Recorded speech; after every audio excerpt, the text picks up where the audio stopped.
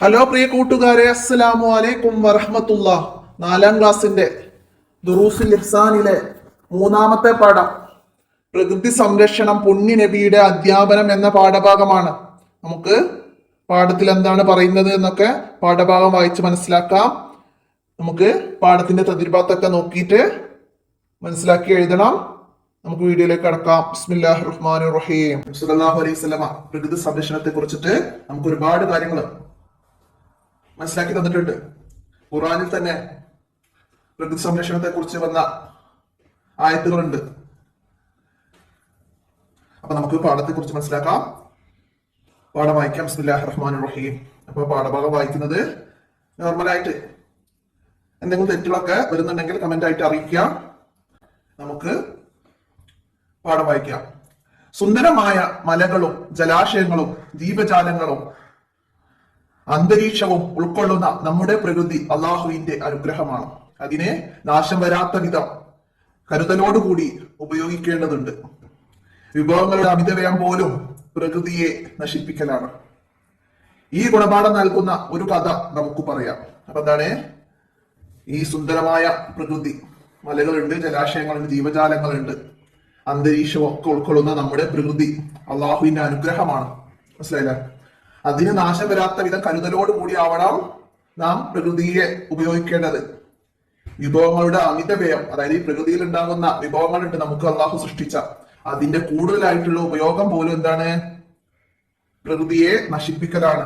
അതായത് പ്രകൃതിയിലുള്ള ഉദാഹരണം പറഞ്ഞുതരാം. പ്രകൃതിയിലുള്ളതാണ് എന്ത്? വെള്ളം. ആ വെള്ളം നമ്മൾ ദുരുപയോഗം ചെയ്യാൻ പാടില്ല.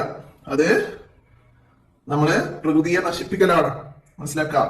നമുക്ക് വെള്ളം ഇല്ലാത്ത അവസ്ഥയിലേക്ക് നാം എത്തിക്കും. അതാണ് ഈ വെള്ളത്തിന്റെ ദുരുപയോഗം മൂലം നമുക്ക് വരുന്നത്. അപ്പൊ അതൊക്കെയാണ് മനസ്സിലാക്കേണ്ടത്. ഈ ഗുണപാഠം നൽകുന്ന ഒരു കഥ നമുക്ക് പറയാമെന്ന് പറഞ്ഞു. നമുക്ക് ആ കഥ നോക്കാം. എന്താണ്? ഒരിക്കൽ സഅദ് റളിയല്ലാഹു അൻഹു വുളൂ ചെയ്തു കൊണ്ടിരിക്കെ പുണ്യ നബി സല്ലല്ലാഹു അലൈഹി വസല്ലം അതുവഴി കടന്നു വന്നു.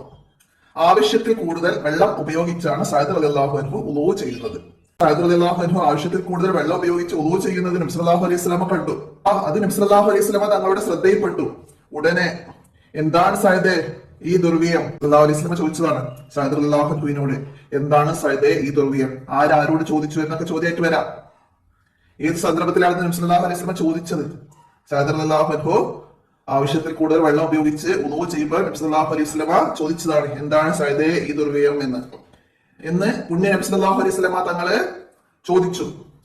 വുളൂഇലും ദുർവ്യയമുണ്ടോ എന്ന് അത്ഭുതത്തോടെ ചോദിച്ച സഅദ് റളിയല്ലാഹു അൻഹുവിന് നബി സല്ലല്ലാഹു അലൈഹി വസല്ലം നൽകിയ മറുപടി, വുളൂ ചെയ്യുന്നതിലും കൂടുതൽ വെള്ളം ഉപയോഗിച്ച് വുളൂ ചെയ്യുന്നതും ദുർവ്യയമാണോ എന്നാണ് ഇവിടെ സഅദ് റളിയല്ലാഹു അൻഹു നബി സല്ലല്ലാഹു അലൈഹി വസല്ലമയോട് ചോദിച്ചത്.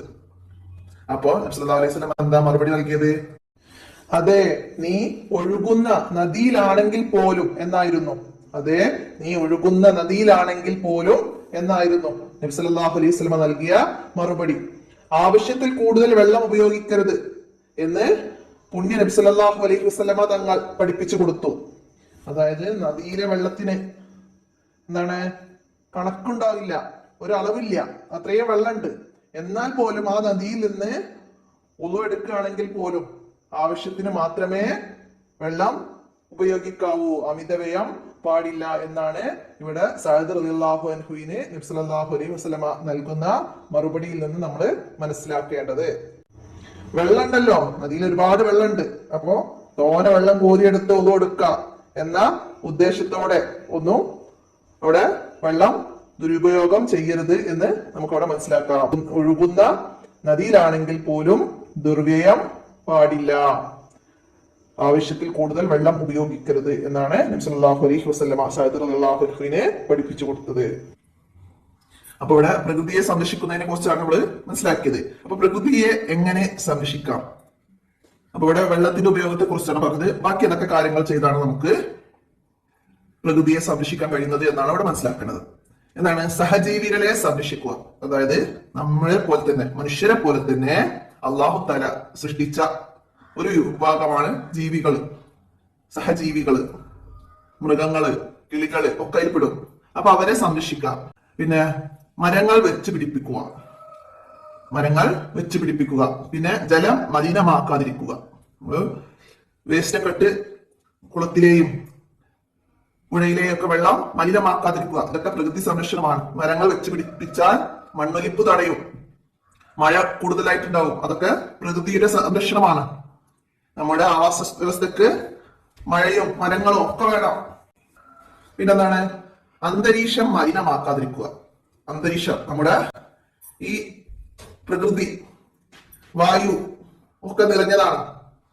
അപ്പൊ ആ വായു ഒക്കെ നമുക്ക് നല്ലത് ലഭിക്കണമെങ്കിൽ അത് മലിനമാക്കാതിരിക്കണം. പ്ലാസ്റ്റിക് കത്തിച്ച് ഫാക്ടറിയിൽ നിന്നുള്ള പുകകളും ഒക്കെ അന്തരീക്ഷത്തിലേക്ക് ഉയരുന്നു. അപ്പൊ നമ്മുടെ അന്തരീക്ഷം അത് കാരണം മലിനമാകും. പ്ലാസ്റ്റിക് മാലിന്യങ്ങൾ കത്തിക്കുക, അപ്പൊ അതൊക്കെ അന്തരീക്ഷം മലിനമാക്കാതിരിക്കുക. അതൊന്നും ചെയ്ത് അന്തരീക്ഷത്തെ മലിനമാക്കാതിരിക്കുക. അതാണ് അന്തരീക്ഷം മലിനമാക്കാതിരിക്കുക. പിന്നെന്താണ്? പ്രകൃതി വിഭവങ്ങളിൽ ദുർവ്യയം ഒഴിവാക്കുക. നമ്മൾ പറഞ്ഞ നേരത്തെ വെള്ളത്തിന്റെ പറഞ്ഞ്, അതുപോലെ തന്നെയാണ് മരങ്ങളും കായ്കനികൾ തരുന്ന മരങ്ങള് അതൊക്കെ മുറിച്ച് മാറ്റാതിരിക്കുക. അതൊക്കെ പ്രകൃതി വിഭവങ്ങളുടെ ഉത്ഭവം. പ്രകൃതി വിഭവങ്ങൾ നമുക്ക് നൽകുന്ന ഫലവൃക്ഷങ്ങളൊക്കെ കുറയും, മരങ്ങളൊക്കെ മുറിച്ചു മാറ്റുന്നതിലൂടെ. പ്രകൃതി വിഭവങ്ങളിലെ ദുർവ്യയം ഒഴിവാക്കുക. പിന്നെന്താണ്? മലകൾ ഇടിച്ചു നിരത്താതിരിക്കുക. മലകളൊക്കെ ഇടിച്ചു നിരത്തി പ്രകൃതിയെ നശിപ്പിക്കരുത്. അതൊക്കെ നമ്മുടെ ഭൂമിക്ക് കേടാണ്. അടുത്തത് വയലുകൾ മണ്ണിട്ട് നികത്താതിരിക്കുക. വയലുകൾ നമ്മുടെ കൃഷിയിടങ്ങളാണ് ഈ വയലുകൾ എന്ന് പറയുന്നത്. അപ്പൊ മണ്ണിട്ട് നികത്തി കൃഷി സ്ഥലങ്ങളൊക്കെ നമ്മൾ മണ്ണിട്ട് നികത്തി വെള്ളമൊക്കെ പോയി നിൽക്കുന്ന സ്ഥലങ്ങളാണ്. അപ്പൊ നമുക്ക് വെള്ളപ്പൊക്കം ഇങ്ങനെയുള്ള പ്രകൃതി ദുരന്തങ്ങൾ വരുന്നത് വയലുകളും കുന്നുകളൊക്കെ ഇടിച്ചു നിരത്തുന്നത് കാരണമാണ്.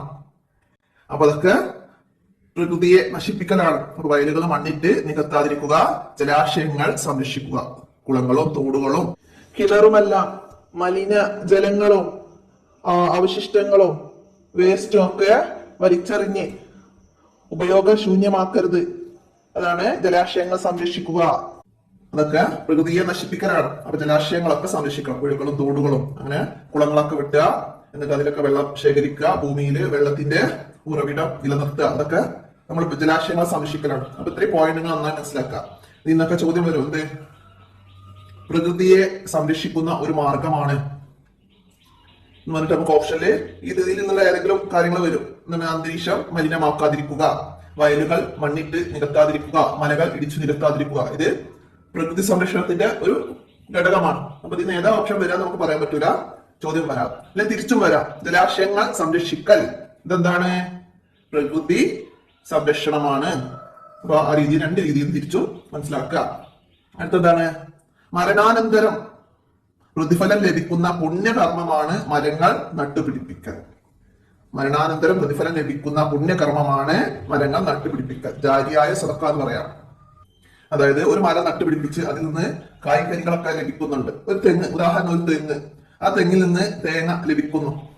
അപ്പൊ അത് നട്ടുപിടിപ്പിച്ച ആള് മരണപ്പെട്ടാലും അതിൽ നിന്ന് കായ്കനികൾ ലഭിക്കുന്നു. അത് നമ്മൾ ഉപയോഗിക്കുന്നു. അപ്പൊ അത് നമ്മൾ ഉപയോഗിക്കുന്നിടത്തോളം കാലം അത് നട്ടുപിടിപ്പിച്ചവർക്ക് പ്രതിഫലം ലഭിക്കുന്ന ഒരു കർമ്മമാണ്. അപ്പൊ അതുപോലെ തന്നെയാണ് നമ്മളൊരു ചെടി നടുകയോ കൃഷി ഇറക്കുകയോ ചെയ്താല് അതിൽ നിന്ന് ആരെങ്കിലും ഭക്ഷിക്കുകയോ പക്ഷികളോ മൃഗങ്ങളൊക്കെ ഭക്ഷിക്കുകയും ചെയ്താൽ അത് സ്വതക്കയുടെ പ്രതിഫലം ലഭിക്കും. അപ്പൊ അതൊക്കെ ഒരു പോയിന്റാണ്, നിങ്ങൾക്ക് കൂടെ പഠിക്കാനില്ല, പറഞ്ഞതാണ്, മനസ്സിലാക്കുക. അപ്പൊ എല്ലാവരും എന്താണ് ചെടികളും വൃക്ഷങ്ങളൊക്കെ നട്ടുപിടിപ്പിക്കുക. ഇനി നമുക്ക് ഇതിന്റെ തദ്രിഭാഗത്ത് നോക്കാം. എന്തെല്ലാം ഉൾക്കൊള്ളുന്നതാണ് പ്രകൃതി? നമ്മുടെ പ്രകൃതി എന്തെല്ലാം ഉൾക്കൊള്ളുന്നതാണ്? നമുക്ക് പാടത്ത് വന്ന് തന്നെ എഴുതാം. മലകളും ഇവിടെ തന്നെ സുന്ദരമായ മലകളും ജലാശയങ്ങളും ജീവജാലങ്ങളും അന്തരീക്ഷവും ഉൾക്കൊള്ളുന്നതാണ് നമ്മുടെ പ്രകൃതി. അപ്പൊ അത് മനസ്സിലാക്കിയിട്ട് ഒന്ന് എന്ന് എഴുതാം. അടുത്ത രണ്ടാമത്തെ എന്താണ്? സഅദ് റളിയല്ലാഹു അൻഹുയിൽ നബി സല്ലല്ലാഹു അലൈഹി വസല്ലമ കണ്ട അമിത വ്യയം എന്തായിരുന്നു? സഅദ് റളിയല്ലാഹു അൻഹു ചെയ്തത്?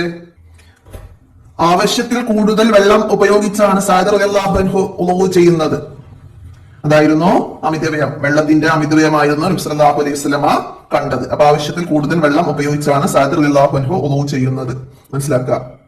അടുത്ത മൂന്നാമത്തത്, സഅദ് റളിയല്ലാഹു അൻഹുവിന്റെ ഉളൂയിൽ അമിതവ്യയം കണ്ട നബി സല്ലല്ലാഹു അലൈഹി വസല്ലമ എന്ത് പഠിപ്പിച്ചു? എന്താണ് സഅദ് റളിയല്ലാഹു അൻഹുവിനെ പഠിപ്പിച്ചത്? അപ്പൊ അവിടെ നബി സല്ലല്ലാഹു അലൈഹി വസല്ലമ പറഞ്ഞു, നീ ഒഴുകുന്ന പുഴയിലാണെങ്കിൽ പോലും ആവശ്യത്തിൽ കൂടുതൽ വെള്ളം ഉപയോഗിക്കരുത് എന്നാണ് നബി സല്ലല്ലാഹു അലൈഹി വസല്ലമ തങ്ങളെ അവിടെ പഠിപ്പിച്ചത്. അപ്പൊ നമുക്കവിടെ ആൻസർ ആയിട്ട് എന്ത് എഴുതാം? ആവശ്യത്തിൽ കൂടുതൽ വെള്ളം ഉപയോഗിക്കരുത് എന്ന് പുണ്യ നബി സല്ലല്ലാഹു അലൈഹി വസല്ലമ തങ്ങൾ പഠിപ്പിച്ചു കൊടുത്തു എന്ന് നമുക്കവിടെ ചോദ്യത്തിന് ആൻസർ ആയിട്ട് എഴുതാം. അപ്പൊ അത് മനസ്സിലാക്കിയിട്ട് എഴുതാം. നീ ഒഴുക്കുന്ന നദിയിലാണെങ്കിൽ പോലും എന്നായിരുന്നു നബി സല്ലല്ലാഹു അലൈഹി വസല്ലമ സഅദ് റളിയല്ലാഹു അൻഹുവിന് മറുപടി നൽകിയത്. അപ്പൊ അവിടുന്ന് എന്താണ് മനസ്സിലാക്കിയത്? ആവശ്യത്തിൽ കൂടുതൽ വെള്ളം ഉപയോഗിക്കരുത് ഉളൂയിലാണെങ്കിൽ പോലും എന്ന് നബി സല്ലല്ലാഹു അലൈഹി വസല്ലമ തങ്ങള് സഅദ് റളിയല്ലാഹു അൻഹുവിന് പഠിപ്പിച്ചു കൊടുത്തു. അവിടെ നമുക്ക് പ്രയോഗിക്കാം എന്നൊരു വർക്ക് ഉണ്ട്. എന്താണ്? ചൂടുകാലങ്ങളിൽ വീട്ടുവളപ്പിൽ പറവകൾക്ക് തണ്ണീർക്കുടം ഒരുക്കാൻ. അതായത് ചൂടുകാലം അതാവുമ്പോ നമ്മൾ എന്ത് ചെയ്യണം? ഒരു പാത്രത്തില് വെള്ളം ശേഖരിച്ചിട്ട് മൃഗങ്ങൾക്കൊക്കെ കുടിക്കാന് സൗകര്യങ്ങൾ ചെയ്തു കൊടുക്കണം എന്നാണ് അവിടെ മനസ്സിലാക്കേണ്ടത്. അത് നമ്മളെ വീട്ടിൽ നമ്മൾ ചെയ്യണം. ഒരു പാത്രത്തില് വെള്ളം വെച്ച് കൊടുക്കുക. മരത്തിൽ കെട്ടി കൊടുത്താല് കിളികളും കാക്കകളും ഒക്കെ ഒന്ന് അതിൽ നിന്ന് ദാഹമകറ്റും. ഇനിയാ വേറെ എന്താണ് വന്നത്? സർവ്വലോകങ്ങൾക്കും കരുണയായി വന്ന പുണ്യ നബി സല്ലല്ലാഹു അലൈഹി വസല്ലമയുടെ ജനനമാസത്തിൽ ഒരു വൃക്ഷത്തൈ നട്ടുപിടിപ്പിക്കാനാണ്. നമ്മളൊരു വൃക്ഷത്തൈ നട്ടുപിടിപ്പിക്കുക. ഒരു മാവോ പ്ലാവോ അങ്ങനെ എന്തെങ്കിലും മരങ്ങൾ നട്ടുപിടിപ്പിക്കുക. റബീഉൽ അവ്വൽ മാസം നബിയുടെ പുണ്യ ജനന മാസമാണ് അല്ലേ റബീഉൽ അവ്വൽ. അപ്പൊ നമുക്ക് ഇനി റബീഉൽ അവ്വലാണ് വരുന്നത്. അപ്പൊ ആ മാസത്തില് ഒരു വൃക്ഷത്തൈ നട്ടുപിടിപ്പിക്കുക. നബി സല്ലല്ലാഹു അലൈഹി വസല്ലമക്ക് പന്നീർ പൂക്കളോട് വലിയ പ്രിയമായിരുന്നു. അപ്പൊ ഒരു റോസാ ചെടിയെങ്കിലും നമ്മൾ നട്ടുപിടിപ്പിച്ച് നബി സല്ലല്ലാഹു അലൈഹി വസല്ലമയുടെ സുന്നത്ത് നേടാം. അപ്പൊ നമ്മള് പാഠഭാഗത്തില് പ്രകൃതിയെ എങ്ങനെ സംരക്ഷിക്കണം, പ്രകൃതി സംരക്ഷണത്തിന്റെ ഭാഗമായിട്ട് എന്തെല്ലാം നമ്മൾ മനസ്സിലാക്കണം, മരണാനന്തരം പ്രതിഫലം ലഭിക്കുന്ന പുണ്യകർമ്മമാണ് മരം നട്ടുപിടിപ്പിക്കൽ എന്നൊക്കെ നമ്മൾ മനസ്സിലാക്കി. ഇനി ഇതിന്റെ അവസാനത്തിൽ ഉസ്താദിനോട് ചോദിക്കാം എന്ന ഭാഗം വന്നിട്ടുണ്ട്. എന്താണ്? അന്തരീക്ഷ സംരക്ഷണത്തിന് നമുക്ക് എന്തെല്ലാം ചെയ്യാൻ കഴിയുമെന്ന്. അത് നിങ്ങൾ ഉസ്താദിനോട് ചോദിച്ച് മനസ്സിലാക്കാം. ഉസ്താദ് ക്ലാസ്സിൽ അതൊക്കെ പറഞ്ഞുതരും.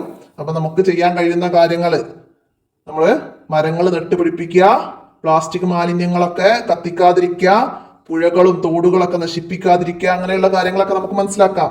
അതുപോലെ തന്നെയാണ് അടുത്ത ചോദ്യം വന്നത് ജലസംരക്ഷണത്തിന് നമുക്ക് എന്തെല്ലാം ചെയ്യാൻ കഴിയും. അത് പറഞ്ഞു. എന്താണ്?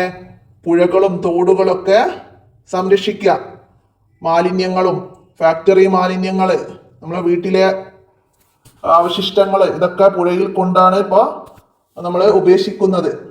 ഹോട്ടലുകളിൽ നിന്നൊക്കെ ഉള്ള അവശിഷ്ടങ്ങൾ ഇതൊക്കെ പുഴയിൽ കൊണ്ട് കളയുന്നത് ഇപ്പൊ സർവ്വസാധാരണമാണ്.